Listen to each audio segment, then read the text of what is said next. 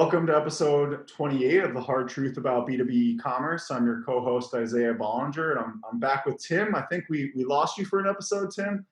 We did, and very unfortunate. I missed it so much. It was a giant hole in my life, so I'm glad to be back. Well, you need to go back and listen to it because it was with John, our CTO, and even I learned some stuff. So it was, we got deep into the weeds, maybe a little too deep into the weeds with integrations. But if you want to become an expert on integrations, then you should listen to that podcast. See, that's what I'm here for, to pull you back, from that. That's what happens when you're not there. Well, welcome to all of our listeners to the Hard Truth About B2B eCommerce. I'm Timothy Peterson, and I'd like to mention just a little bit about our sponsor, Punch Out to Go. They are a global B2B integration company specializing in connecting commerce business platforms with e-procurement and ERP applications. Punch Out to Go's iPaaS technology seamlessly links business applications to automate the flow of purchasing data. And with their solution, you can immediately reduce integration complexities for Punch-Out catalogs, electronic purchase orders, if I can only say that, purchase orders, invoices, and other B2B sales order automation documents. So thank you once again to Punch Out to Go. And back to you, Isaiah. I'm looking forward to this episode. Yeah, absolutely. Well, we have an exciting guest today, kind of popped up out of nowhere on LinkedIn. Honestly, I think LinkedIn has been like our number one source of guests, right? Mm-hmm. Without LinkedIn, I don't think we'd have a podcast, honestly. We'd be, so we have to think, we should probably get LinkedIn on here at some point. Maybe I think we should. That's a shout out to LinkedIn. Please send someone from LinkedIn to the podcast. So we have Mike, I don't want to butcher your name, Mike. Is it Soft J or Jortberg, or how do you say it? If you're in the U.S., it's Jortberg. If you're from Denmark or Sweden or Norway, you'd say Jortberg, and there's be an H in front of it. But. That's what I thought. So I'm going to go with the American Jortberg. Yeah. We have Mike Jortberg here from Slalom, which is a fairly large consulting firm, and you've been in kind of the CRM, B2B, B2C space for, I think, pretty much most of your career, and you have a lot of experience with Salesforce, and finally we have someone that can talk about Salesforce and Cloudcraze and Salesforce B2B eCommerce. I don't think we've actually had a guest that can educate and talk about it with a fair mindset that it really understands it. So I'd love for you to expand on kind of that experience and your background. So people. Yeah, sure, Isaiah. Super glad to be here. I've been binging on your podcast since over the Thanksgiving break, and I feel like you guys have been sitting in my office for the last 4 years. It's like every conversation I've had, I'm like, oh my God, they've heard this. You're not alone. You're not alone, Mike. That's why we started this podcast. It's a good feeling. Yeah. So I started in tech back in the early 90s. We were doing direct mail and telemarketing systems on the AS400. So it was really old school RPG technology, but we were doing database marketing, and the whole concept of inside sales was new. And I spent about 6 years at a startup doing that. I then ran a service team, a software services team at a HR consulting firm, and then I went to Siebel for 6 years, where I got first exposed to Salesforce as a competitor, and then. They got bought. I resigned from Siebel the day Oracle bought them, and everyone thought I was brilliant. And I said, I had no idea. Of course not. But it was right after the 9/11 incidents, and the whole world was just not buying client server software anymore. So I moved to a company called Axiom. I was doing a bunch of variety of different things, but I learned to use Salesforce, and I put in a web to lead system in like 2008, and starting a little business, and they thought we were an army of people because we were so productive with this cloud-based CRM system. And I was like, this thing has legs, more so than I ever thought. And then I joined a small Salesforce partner here in Chicago, where a bunch of Siebel people had went, called Model Metrics. And there is where I got exposed to EDL, which is where Cloudcraze was born. And it was some code at the time. Bill, I always butcher his name, Lopadoris. He's in Northbrook. He's Wilmette. He's literally, 6 miles from my house at best. Model Metrics was bought by Salesforce. So I was a Salesforce employee for a while. So I went to competitor, customer, partner, employee, and then I left Salesforce and became a partner again. And then we bought Salesforce, and now I'm a customer and a partner. And So you know everything about Salesforce. Yeah, EDL sold to Cloudcraze. Cloudcraze built a product. They turned it into a real company. That got bought by Salesforce, and now here we are called B2B eCommerce and Salesforce in 2020 going into 2021. And so, we've got a pretty sizable Salesforce practice here. 5 years ago when I started here, it was about 35 million. And this year we're going to crack the 400 million mark. Plus we got 100 million in Tableau business. So it's been like an absolute rocket ship. Wow. We have about 1,000 people in the Salesforce space. In fact, Aaron McGriff, if you were watching the Dreamforce webcast, he was the first guest that was interviewed before Mark and the Slack announcement.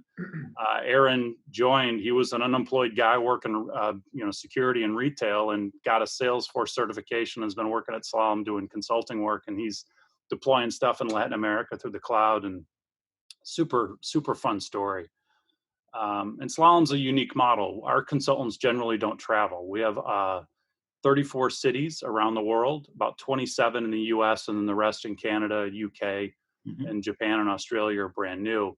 And our consultants are generally experienced consultants who are sick of getting up and going on a plane Sunday night to Friday afternoon. And so we've got a highly local model. So, in Boston, for example, we've got an office down right on Boylston. In New York, we actually split New York to get more local. We went to New York, New Jersey, and Westchester County. So that one went to 3. And so those consultants have a high intimacy with their clients, and then they lean on people like me on our global team for dedicated expertise in certain areas. So I started our CPQ practice, and I started our commerce practice a few years ago. And now we've got 30 people doing totally dedicated on commerce, and these are people with 8 years of commerce experience and a total of probably 600 sites implemented over the years. And those people are all not acquired by buying a company, but hired one by one. So you guys actually built the practice. We build it from scratch. Yeah. Literally all of our competitors are getting bought on the Trellis side. It's like insane. Like we joke about how we're the biggest small folks in the room now, because everyone left is like all bought up into these big companies, and we're still independent. Right. So. There's been, in the Salesforce consulting space, there's been 43 acquisitions since 2013. I was one of them. Everybody who's worked here has been through at least 1 or 2, but we're privately held. We don't buy companies. We're very stable. We don't offshore.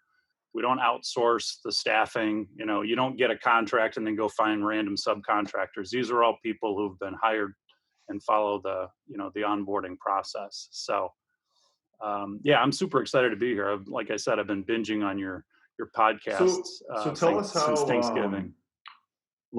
I guess we have a lot to cover. So yes, we do. I was going to say, tell us how CRM evolved. I mean, how did you even think about getting into commerce? Or obviously at one point, it's just CRM.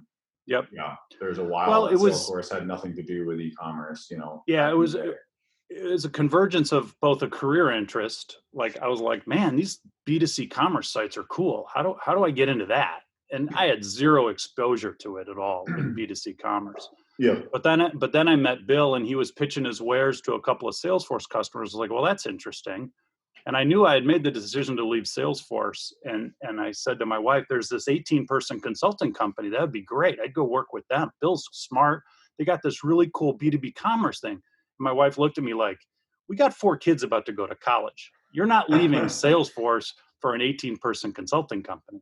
And that first daughter went to Madison, where you went. And she's out now. So that was 5 years ago. And I was like, well, all right, well, this is cool stuff. So I'm just going to pay attention to it. And then Cloudcraze got capitalized. They hired a woman who used to work at Slalom and was a Slalom customer. And I knew the team. And so I literally walked, and this is Chicago. So there's a ton of people in the Chicago market that, are in this circle, right? You got EDL turned into Cloudcraze, turned into Salesforce. Yeah. Steelbrick turned into Salesforce. Big Machines turned into Oracle. G2 and Power Reviews are here. Connexium's US headquarters is here, right? My daughter works at Connexium.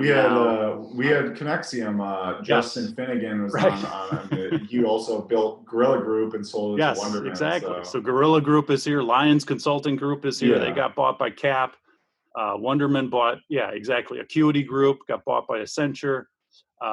Mike Milburn from Salsify used to live here, right? He now runs Salsify. Yeah. You got They're at the center of Avianos. it all. They're at the Yeah, center. exactly. Slalom, Huron, West Monroe, Accenture's competitor. I mean, it's like everywhere you turn, you're going to run into someone in this CRM, SI. And then I'm like, well, commerce makes a whole lot of sense. And I took a flyer from internally to Slalom. I'm like, hey, this thing works. And so we had a couple of projects go down out west. We did a software company, Guidewire, years ago. Another a biomedical company tried to do something B2C on Cloudcraze. It was a terrible business idea. They shut the business down. But I saw the technology. I was like, wow, that went up pretty quick.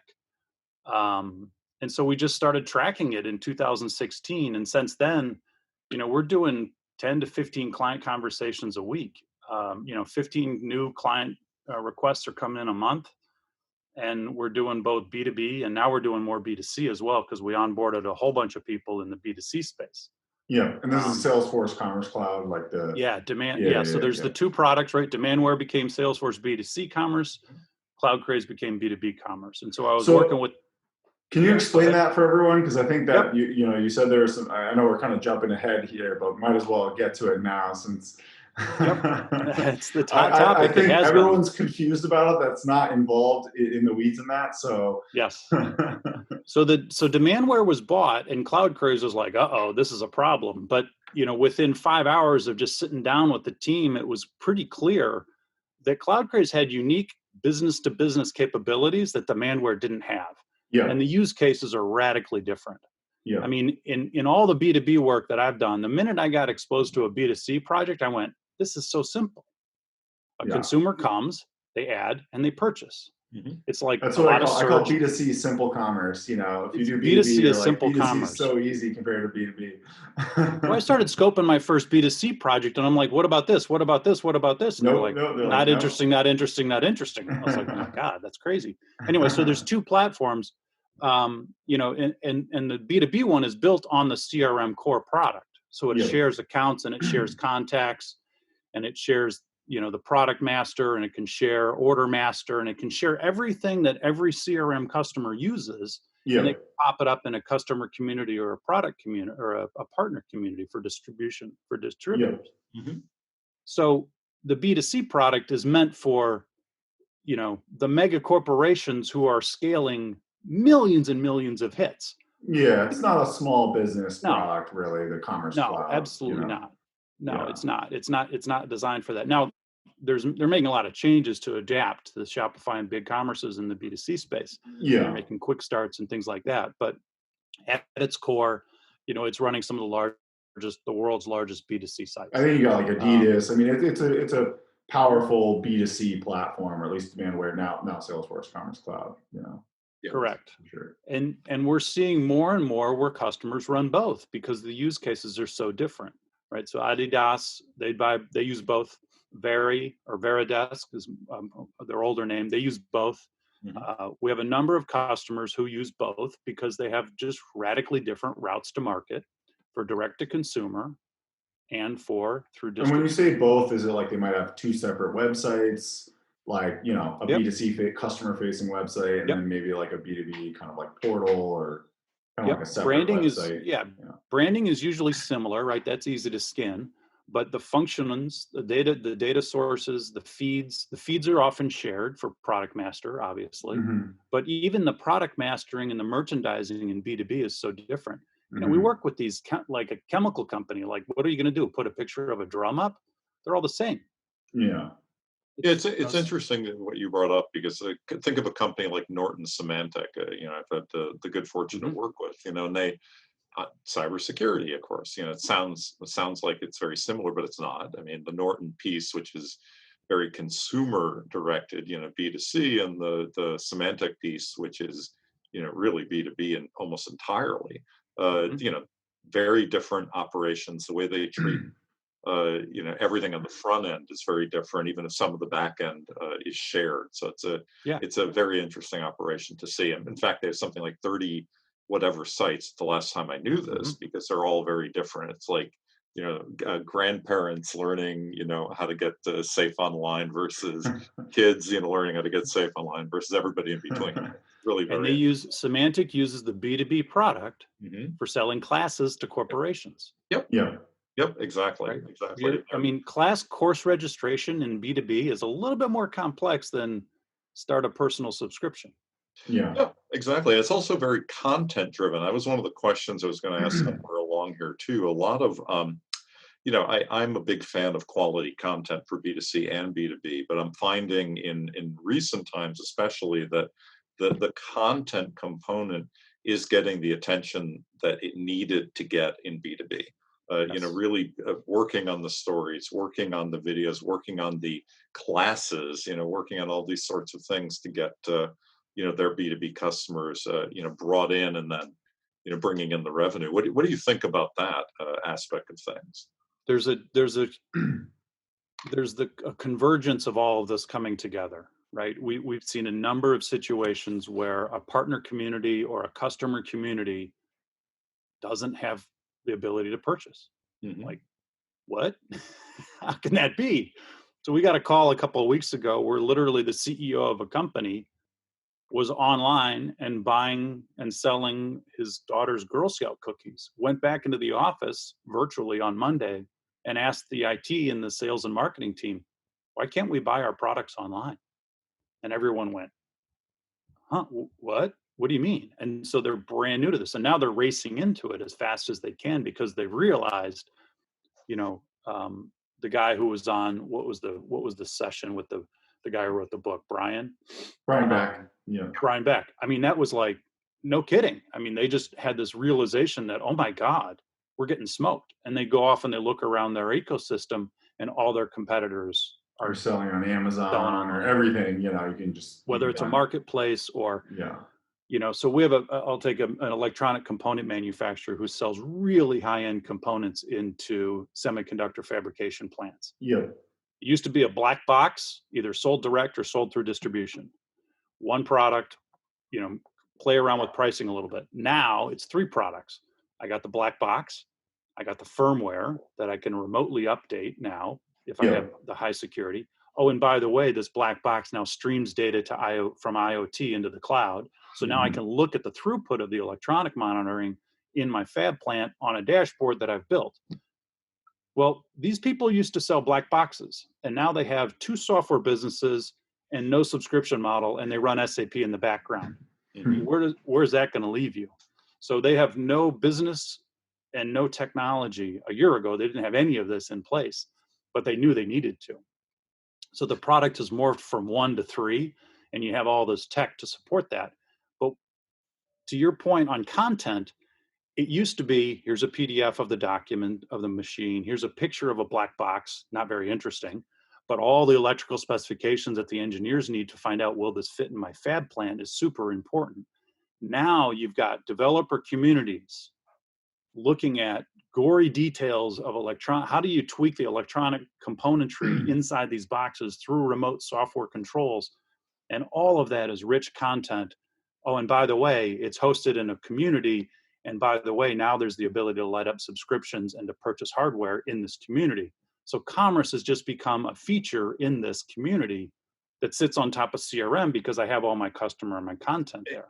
Exactly. And it's I couldn't be happier. I mean, because a lot of these communities have been such rich places, to just learn and to do so many different things. And people, early on, I was having this discussion with some other folks, but essentially what they were saying is that a lot of these communities, people would share one-to-one, like, I know you, and we're having this conversation. I'm going to make a video for you about how to do X, instead of sharing it widely, right, with everybody. And of course, that's changed very, very dramatically. And then you're upvoting and downvoting how useful that video was, and it's become a completely different world very quickly.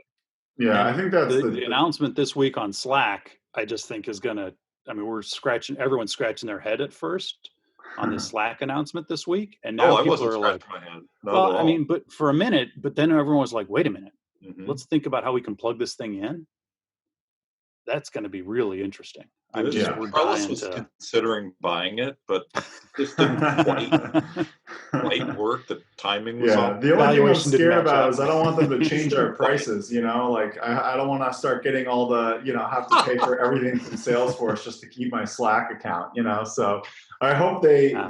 maintain No, the that. Tableau didn't do that. And MuleSoft Yeah. didn't do that. Yeah. They're usually pretty good about that. We got 6 months before all that stuff starts. But I agree though, there's a ton of potential for more. I mean, we use Slack as a real-time communication channel for our clients. So Right.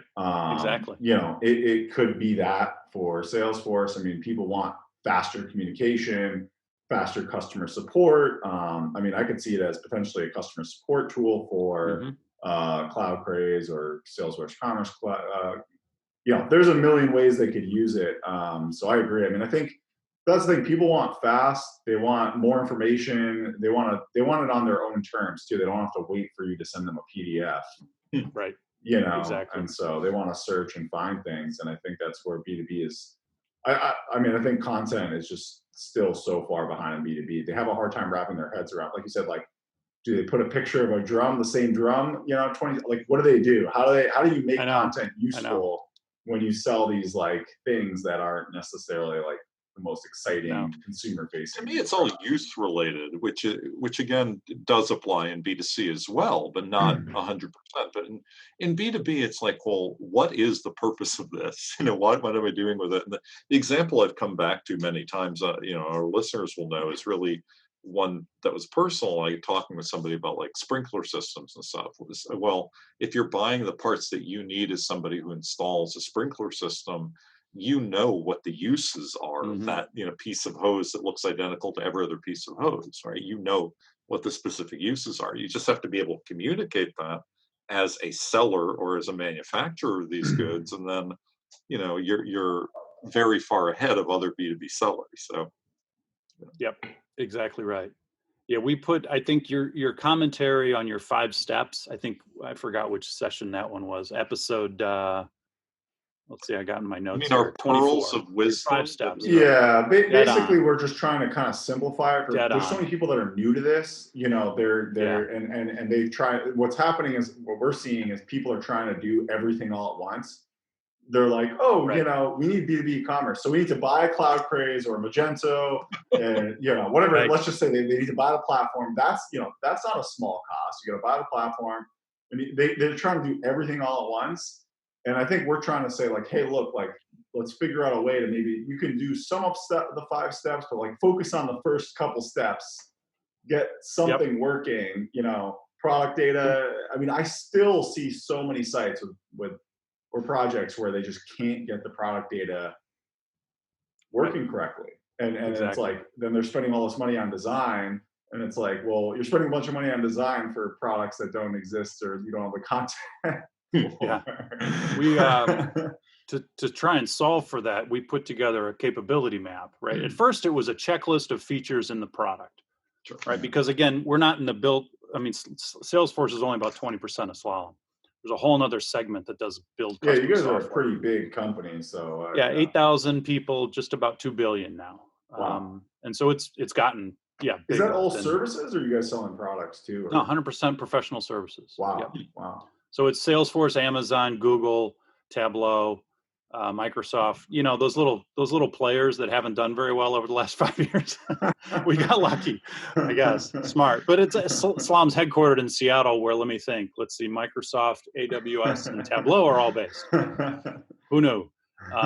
So we got, and then we've expanded in this local model. But we put together this commerce capability map, and I wrote it up.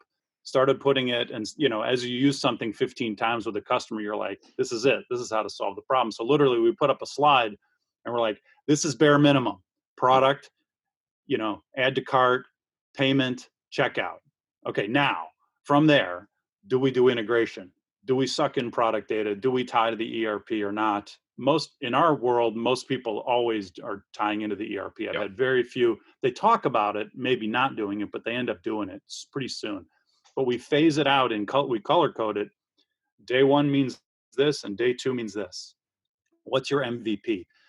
We put together a 5-week quick start and a 12-week quick start, and then another 4-week quick start to turn on the Salesforce product. It's like, here's the product, add your data, you have commerce. If you have a portal, if you have a community, it's up and running day one, because a lot of customers already have Salesforce. So we're like, so then it becomes a question of customer and contact data. And I have this one print screen from one oil and gas distributor, Mr. Purchasing Department. I'm like, that's not going to work in commerce, right? What if their name is actually purchasing department, though? It's not. What are you going to do? And so we literally have, we printed out a print screen of the SAP data as it was ingested in Salesforce and said, do you see the problem? It was just rows and rows and rows of atrocious data that nobody in the ERP, all they cared about was pushing the transaction through, and put anything you want in the field to make the transaction go through clean. I'm like, okay, now let's surface that to your customers. And it came down to an argument we had. They said, okay, we have 9 ship tos and 9 bill tos, so we have 18 versions of this customer. We can't rationalize this, so we're going to make a 20th version of this customer called the commerce one. I'm like, no, you're not. That's a disaster. So when you expose your CRM customer account and contact and hierarchy data on B2B, you have to do some homework, right? Because if so-and-so can, if you can order for that location, you better have that location just right. And then we got into some weirdness, all these construction sites, drop ship to a construction site. Okay, that's a temporary come and go address, so we don't want to maintain that. Sounds like forever. There's a lot of potential for that to not go well. Exactly. And then we had one that was all about, a lot of these companies, they're trying to do commerce for the first time, and they're basically, and you guys have talked about this on other podcasts, let's put a web front end on my ERP order entry. I'm like, that's not commerce. That's foisting order entry onto your customers. And the customer service team then tells the commerce development team, let's make the screens flow like the ERP does. It was like, that's a way to get 8% adoption. That was a disaster. It's just not going to work. And that's what we're seeing. So many of these companies are under 10% adoption because they've only got it working for this small little segment, and they haven't figured out part of it's onboarding too, that you got to train your customer. I mean, there's so many aspects to this, right? And then they're just stuck in this situation where they have less than 10% adoption. And then they're also like, well, I can't invest too much money into it because I only it only processes like 1 million of my 10 million or 5 million of my 100 million. So, I can only spend, they have these little budgets, and then they can't actually do what needs to be done to get adoption. Especially when you're trying to do all 5 steps in one budget. You can't. So we always try, we do a real traditional 2x2 matrix, not hard to figure out. List your products in level of complexity. List your customers in level of complexity. Draw circles around clusters. Take simple customer, simple product. Do that first. Click to reorder. They bought 20 last month. They're going to buy 20 this month. Great. Then you have at the other end, I've got on board a mega corporation with 20 locations and no credit relationship. You don't want to automate that on day one. That's crazy. Right? But everybody says, oh, let's go automate everything. To your point, Isaiah, you've got to, take your customer segment and your product matrix and figure out what that product market fit is for your commerce storefront. Because we always ask customers, commerce means everything. Everyone wants to be Amazon. No one has Amazon's budget, but everybody's an expert because everyone shops on Amazon. So that's always a fun conversation. But then you say, is commerce for you marketing and customer acquisition? And they're like, well, yes. I'm like, okay, who are you asking? Customer service doesn't care about that. And then you ask customer service and like, I just don't want to get any more phone calls about send me my invoice on PDF. It's like, okay, so commerce is customer service. And they're like, well, yes, that too. And then you start to argue where does it weight? And this is where operations, and then it's logistics. And then you realize it's actually everything that's involved in all of business. Exactly. You nailed it.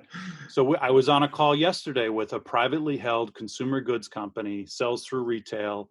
They're like, our executives still think commerce is this little tiny corner, 3 people. I'm like, it's not anymore. And they're like, oh, we know. But how do we convince a privately held family business that commerce is marketing, commerce is sales, it has to be a supporting toolkit for every function of the business, not the standalone little storefront. And so many people are just struggling with that because I haven't seen like in the old days, you'd see a VP of e-commerce, and I don't think that title is going to be as relevant in 5 years. I don't think it's going to be either, Mike. I mean, that's a fascinating topic too, because I brought this up with others, I've been talking to, and I think COVID has helped in that regard. We've all been thrust into something that's been horrific, but what it's done is it forced people to kind of look at their businesses with fresh eyes and very honestly and openly discuss all these things, like what does commerce really mean for us, and Right. what are these roles, what are the functions in these roles. And I had almost exactly that conversation. The VP of e-commerce, as opposed to all of these other titles, meant something different a couple of years ago than it does today. Today, commerce is Right. across your entire business and all the things that we're talking about. So how do you think you should staff for it? I'm just kind of curious. Like, I mean, should the CEO be he's I the don't starting know. point, I mean, right? I Like, think how do you build an e-commerce culture and infrastructure? I mean, Amazon is everyone's commerce, right? Like, yeah, Amazon. exactly. Jeff Bezos is the CEO of commerce, right? Or e-commerce, You need the right people. There's no doubt. You guys have talked about this. You got to have the right people. We had a guy who was in charge of their commerce storefront, and like he didn't know what a CSV was, and he didn't know how to parse text fields. And we're like, well, he's responsible for ingesting product data. This isn't going to go well. Yeah. And so what we try and So do what do you is, do? Yeah, what do you do in those situations? we lay out, the first thing we do is we say, what's the focus of the site going to be on day one? What are the KPIs in marketing, selling, and service? And you say, what are the metrics? What do you measure now? What's your baseline? And which ones do you want to move the most, the fastest? Mhm. And then you say, okay, well, if you want revenue, isn't the sales team in charge of revenue? And they go, well, yeah, they have a quota. I said, okay, why don't we talk with the head of sales about what is their time spent for personal productivity? How is this commerce site going to help the salespeople be more efficient? How is the commerce site going to help the service people be more efficient? And then you start to say, okay, we're going to assign, and we did this with one client who had that 80% adoption. They had low adoption because the customer service people were so nice. And they're saying, well, you don't need to use that new site. Just call me like you've done for the last 20 years. We'll take care of it. I'm like, those days are over. You've got to tell that customer service team by region, you need to move adoption to 40%. And you have 2 months to do it. And you have to pin that KPI onto somebody in the company who's going to own it. And in that case, it was a customer service operational site. Gotcha. In other cases, it's the marketing guy who's running around with customer acquisition, start subscriptions, click to download, right? In the tech space, you see that a lot in B2B tech. You want to light up subscriptions for a new product line. So that, in that case, it's the marketing ownership. But there's still a debate as to who owns commerce because they are all pointing at each other. Yeah. Unless you do have that VP of commerce, but then you're at risk of having it an isolated incident. So it's very and then situational. he's just a percentage of sales, and it's like, oh, let him give him his 10% budget because he only does 10% of the sales, and then you're stuck at always being at 10%. And when all the growth is in e-commerce, I mean, every year, I'm sure you see B2B commerce or e-commerce 360 or used to be internet retailer. Every report, it's like every day I see it, it's like e-commerce is growing 20-30% in B2B, and then manufacturing's flat. Like everything is flat. Retail's you're getting 1% growth in the non-e-commerce areas, and it's all the growth is in e-commerce. I think part of the useful part of the conversations I've had with some folks recently, though, is kind of tying these terms digitization and transformation and all these things together to the term commerce. Because why are you digitizing? Well, it's to do commerce more efficiently, more effectively, to drive more revenue. So all of these things really do connect, but somehow it's like the terminology doesn't quite connect yet. People are I'm not a fan of these euphemisms. I really am not. I mean, no, I agree with you. We do a lot of work. I do a lot of work in the education space around here in nonprofits, and our STEM class that my son went through. I mean, I just stood up in front of the high schoolers and I was like, there's 2 reasons you need to invent a product: save people time or money, or make people time or money. That's it. So now take that and just have that very simple conversation within these huge B2B operations. And you just got to peel away all the euphemisms and layers, I think. I just try and keep it super simple. I totally agree. I think. Yeah, it's kind of like the term omni-channel. For a long while, it made some people feel. I mean, I used the term for a while. I mean, I admit it, but it doesn't make sense anymore. You know, Right. we it's not like there are infinite channels necessarily, Right. but there's certainly a lot of channels we all have to deal with, Yeah. and we're dealing with those all the time. And that, to me, that's why we like the Salesforce platform so much, because we're on a call yesterday with someone who uses Salesforce Marketing Cloud now in an outsourced environment through an agency, and the agency runs this little storefront that's very wobbly. They want to bring it in-house. Marketing Cloud's too expensive. They don't have a CRM. They don't have a commerce site. So what are your choices, right? And so they're thinking about, well, okay, we're going to launch this brand new D2C site with a very teeny little marketplace segment. And it makes sense to probably go with something small and simple until you scale, and then you end up with 4 independent customer databases, one for marketing, one for commerce, one for service, one for ERP. And all of a sudden you've wrecked a customer experience. Yeah. So if you're 100% commerce business, all you probably need is then a customer service toolkit to help make a clean experience. You can pretty much use your e-commerce as the ERP. I mean, I think you're going to see, Right. more of that almost, like, and I'm kind of curious, like, do you guys see Salesforce? We have a customer that uses Salesforce as their ERP, actually. I think they have like an add-on, like it's like an inventory, like I think it adds some functionality, but do you envision that becoming like, potentially for small businesses, there's a lot of ERPs that are being put onto the Salesforce platform. I mean, that's one of the things about the Salesforce ecosystem is Salesforce makes a nickel every time somebody who's built something on their platform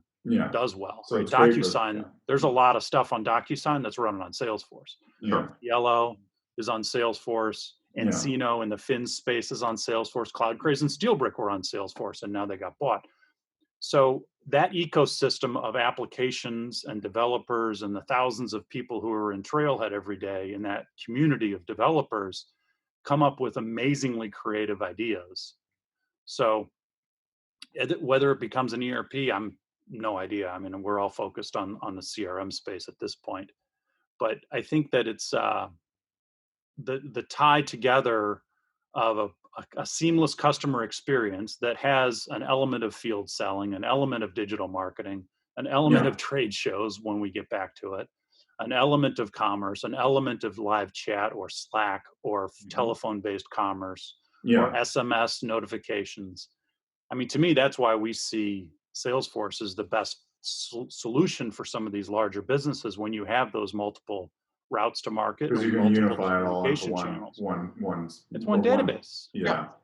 One database, one customer experience. We have I'm looking at our topics right now. I think we're gonna need to bring you back. I think we're gonna need we do. I think we need a second episode. We might have to do part 2. Let's do part 2 because I don't think we're gonna get to everything. But what else do we got?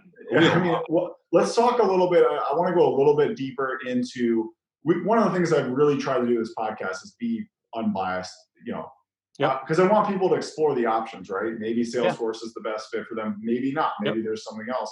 So where do you see Salesforce Commerce Cloud plus, Cloudcraze and the Salesforce commerce ecosystem as it compares to the Magentos? I'm assuming you guys sometimes deal with this, right? Like someone might be evaluating. Our people, we evaluate. We see evaluations. We probably have 4 or 5 evaluations going on at any time. And what are those typical evaluations for you guys? What does that look like? I mean, we don't see hybrids getting evaluated any longer, right? Everyone kind of knows it's a death march. It's they kind of they're not even on the leader category. I think they fell out of the leader category. So that's kind of what we're seeing. It seems like they just got too enterprise and expensive, even for the enterprise.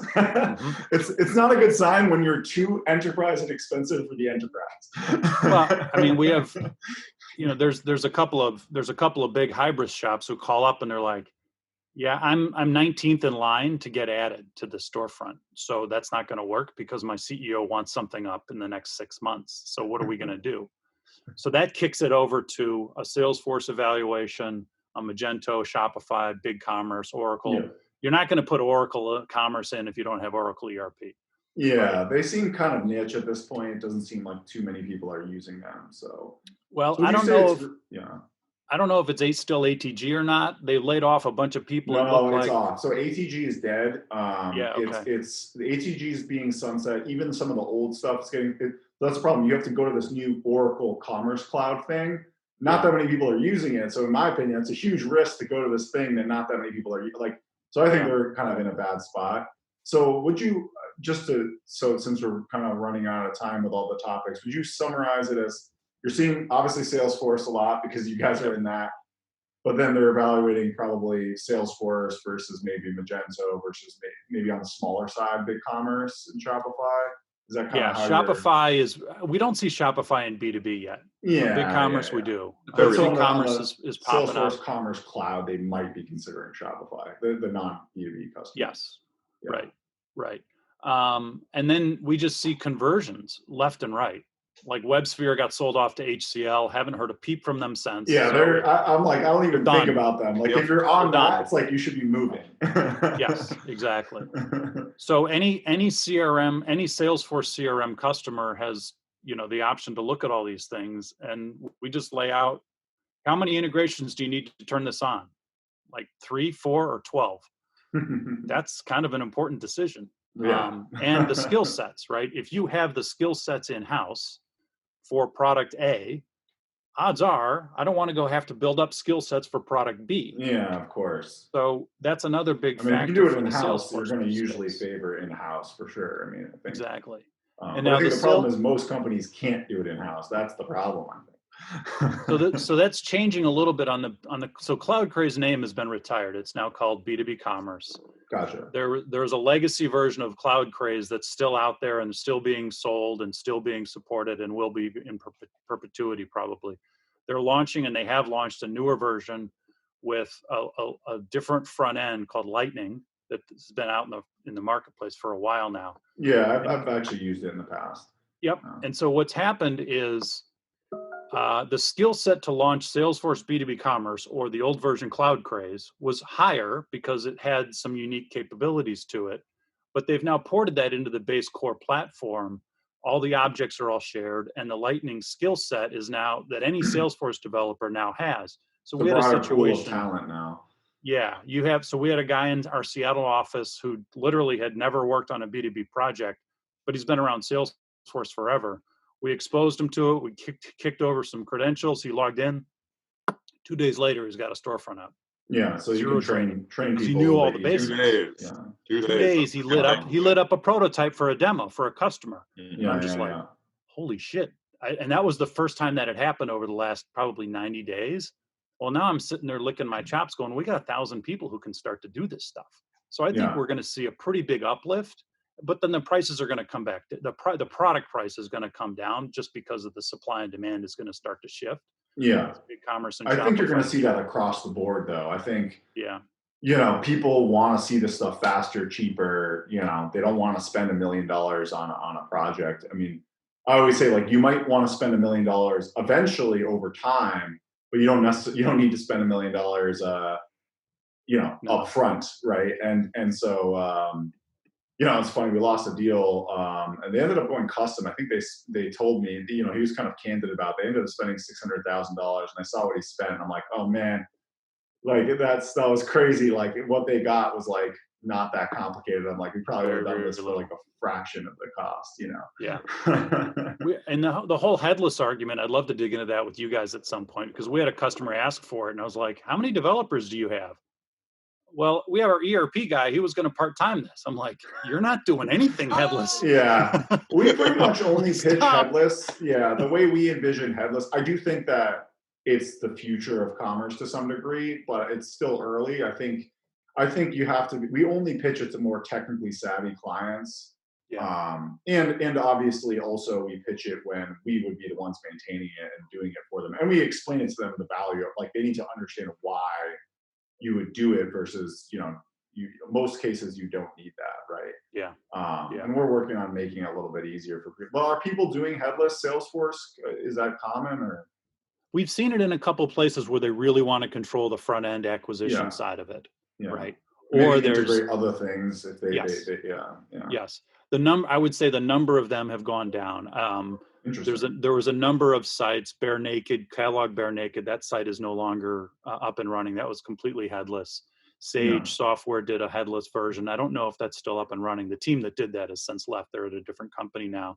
The people at Sage have since moved on. There was a few others that were floating Yeah. around out there. Frito-Lay Snacks to You is another example of 100% almost custom. I could see some of the Salesforce Commerce Cloud being maybe more headless because they have like these really complicated user experiences, multinational user experiences. Right. So who is the sort of the optimal customer for B2B commerce for Salesforce right now? Yeah, who's the great optimal? question. What size business? If you're using Sales Cloud or you're using Service Cloud and you want to take an order online, it's a no-brainer. It's literally, we can do that in weeks because you have the rub is how tight are your ERP integrations, right? Do we have to turn that on? That's the biggest issue, but skill set in-house, right? We can turn on, just add orders to your community cloud. That's like, we pitch those in 5 and 12 or bigger increments, 5-week, 12-week or bigger increments. So usually nobody fits the 5. It's like, oh, I also need this. I also need this. And then you're at 7 or 8 weeks, but still it's not a death march. It's not 18 months. Yeah, no, that's pretty impressive. I think, that's very interesting to hear how you guys are. So it sounds like there's a lot of reasons to go with it if you're using Salesforce. What if you're not using Salesforce? Let's talk about that. So we have a client. Yeah. So we have a client right now, just family-run distributor, right? Some of these stories you guys have heard. I feel like most of the distributors out there are these family-run distributors, besides like the Grangers, I'm assuming. Yeah. They're not a Granger, no way. But they don't have a CRM. They're using HubSpot. Their commerce technically site. HubSpot's got a CRM, so okay. So they're not using it. They're not using it. Oh, they're not even using it. What? Well, nope. That doesn't. They're using it just for outbound email, right? It's like Microsoft Word. It's got 1,000 features, and we all use 5, right? HubSpot's got 1,000 features. We use 5. So they're using it for outbound email. Yeah. Their current commerce site is last legs. They don't have a customer service system, and they don't really have a customer community. So we're like, okay, here's your very manual business. It's a very manual. They have an ERP system. Do they have a ancient ERP. You've never heard of it. They got bought by Infor, and it's still running. It's conjuncting away.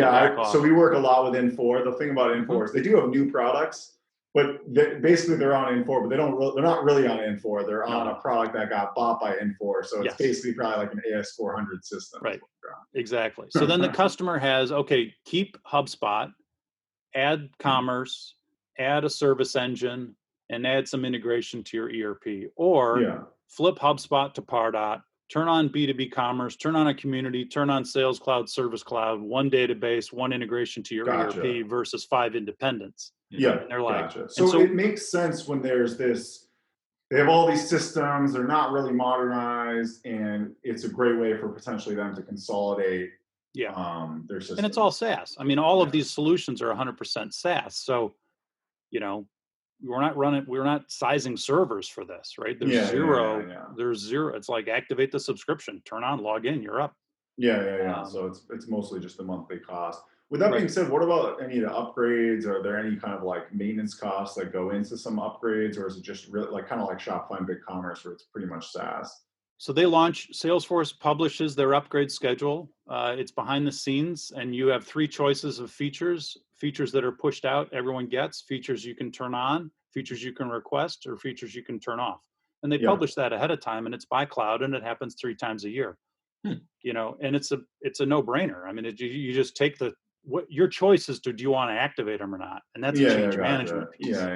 You see that more and more now with SaaS. Like, I get that all the time. We're like, do you want to turn on the beta? And I'm like, ooh, do I want to? In the sandbox. Do I want to take a risk here? Should I take the beta and blow up my SaaS thing? I'm talking about like, we pretty much like SaaS for everything almost. Yep.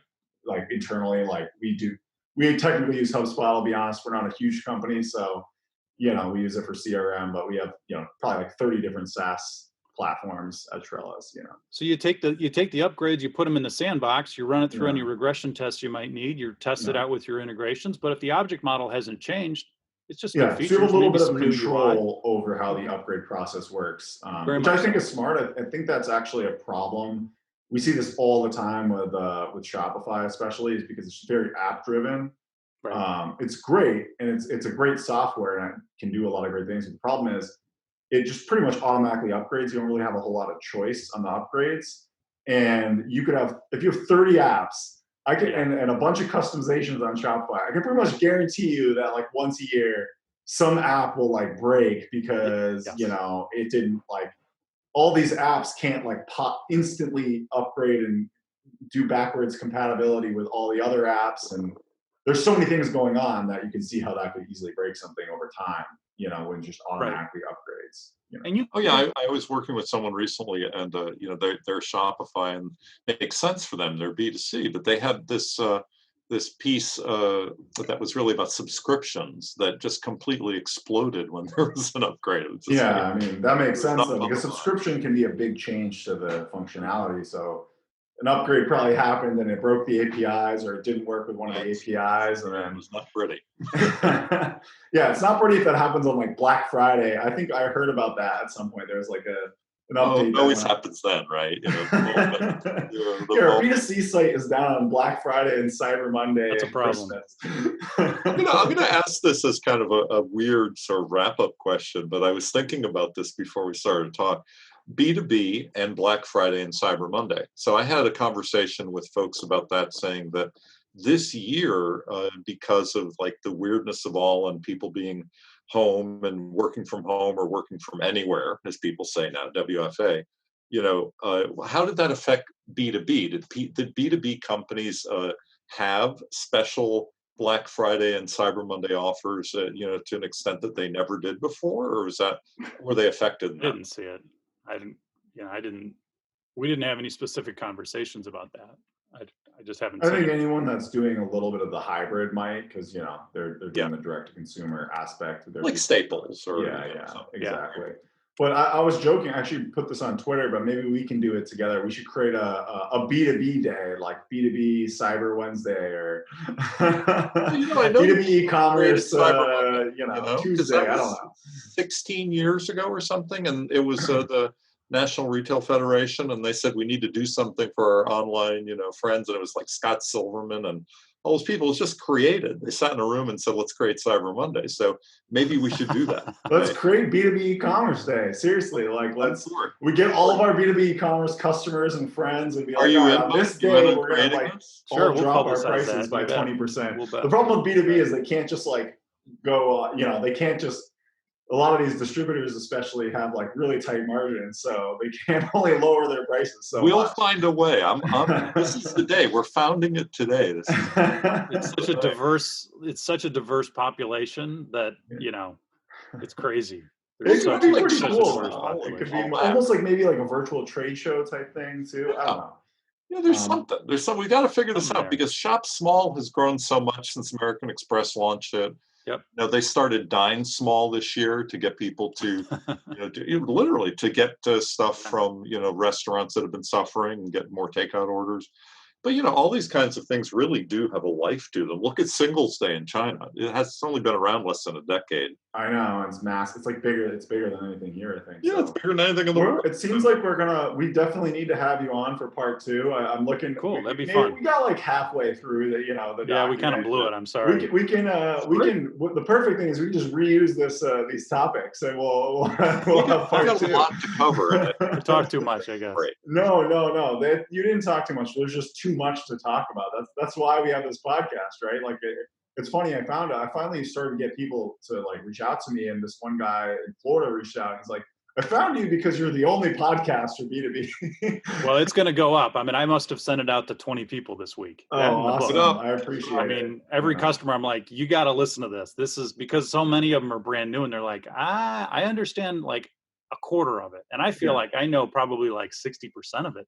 And I've been doing it full time for 4 years now. It's complicated. I still get exposed to new stuff. I'm constantly learning stuff. I mean, I learned a lot today about Cloudcraze. Like I said, I'm learning every day. That's the way we got to get. Sorry, we got to call it B2B eCommerce. If it's Salesforce B2B eCommerce, let's just. Yep, that's the official let's stay name. with that. So I want to leave you with one last question before we go. Where do you see things going? In the next, now that you're kind of in this, it seems like. I think we all agree it's at this point. Everyone knows they kind of need to do something. Right. Some people are just starting. Some people a little bit further along. But where do you see it in the next, 5-10 years. I know it's tough to predict.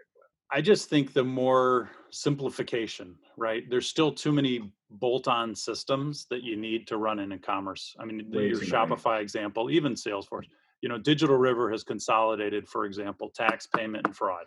I'm like, 1 versus 3, sign me up, right? So ratings and reviews, better content management, the Salsify content distribution tools.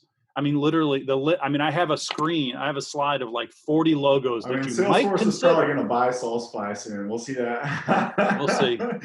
No, I think simplification. Yeah, I totally agree. I think it's happening. I think one of the things that, you kind of confirmed my belief in this is I think the platforms in B2B are consolidating a little bit, which I think is good. Like, you didn't mention Insight, so I'm curious if you guys see Insight or Episerver. They just got bought by Episerver. They do come up quite a bit in evaluations we see, but I think it's there's one that consolidated because they just became one. And then I think you have obviously BigCommerce is kind of the more SMB, and then you have Magento and Salesforce. Yeah. Outside of that, I think it's, there's not a lot of things that I think you should seriously consider, which is good. I think even if you looked at the Gartner report, it was like too many options, right? Like there's still... Well, there's a lot of niches. There's a bunch of smaller niche players. Like there was somebody, Brian mentioned, there's a niche auto parts guy, right? He can click on a SKU in a car and boom, that's perfect for that space. So there's that type of space. We've seen that in sporting goods. So there's hyper niche. There's a bike parts one that we're talking to, a company on this legacy bike parts or biking, system. But ultimately, right, salespeople need to persuade, customer service people need to provide empathy. And then we can get rid of all the noise of retype this order from your purchasing system to my commerce system to my ERP, right? Those days, anything that's going to help streamline that and solidify the number of systems, I think is just going to be the trend. And the amount of data points, right? Like the more you can have one data point, like that's the thing. I think, like you said, people have too many systems with the same data, right? They have their product database in 10 different systems. If you have in one system, it's a lot more efficient, right? So site analytics needs to get way better, and the way people use site analytics needs to get way better compared. If you think about what can someone from B2B learn from B2C? Oh my God, that's got to be like number one, right? Huge. It's crazy long. So I don't think it'll be called commerce much longer over the next 5 years. That term is just gonna, even when we started doing this in early 2018, we started kind of getting serious about really focusing in on it. Everyone's like, e-commerce, really? And you got these kind of funny looks, and I'm like, well, yeah, because people still call it that, but in B2B, people just weren't acting on it as frantically as they are because of COVID, and that's just what we've seen. Last thing I'll say is one of my favorite stories when I first started out. We were very young, and we're talking to this company in B2B, and we're like, I think you guys can do $1 million in B2B e-commerce, and this was like 2012, and they pretty much just laughed at us. Like we were ridiculous. And now it's like, that's not a lot of money in B2B. Like that's easy. If they had taken us seriously back then and worked on it, they would definitely be doing over $1 million in B2B e-commerce right now. Absolutely. Absolutely. Well, thank you so much. We're going to have you on for part 2. I'm set on that. But this was awesome. I think we really got a lot out of this. Thank you. It's been a lot of fun. I love every one of your podcasts, and I've reached out to almost everybody on who's been on just because we have so much in common. And like I said, I love learning about. I think we just need to educate the space. It's going to help us all, right? Like if your customers were twice as educated, your job would be easier. My job would even though we're kind of like pseudo competitors, I don't even look at it like that because there's so much education that needs to happen. It's like we can't even do it. We can't do the education. That's the problem. There's too much education. We're all in this together. I agree. Totally agree. Yeah. Well, thank you so much. Thank you, gentlemen. We'll have you back soon. Thank you, everyone. Thank you, listeners.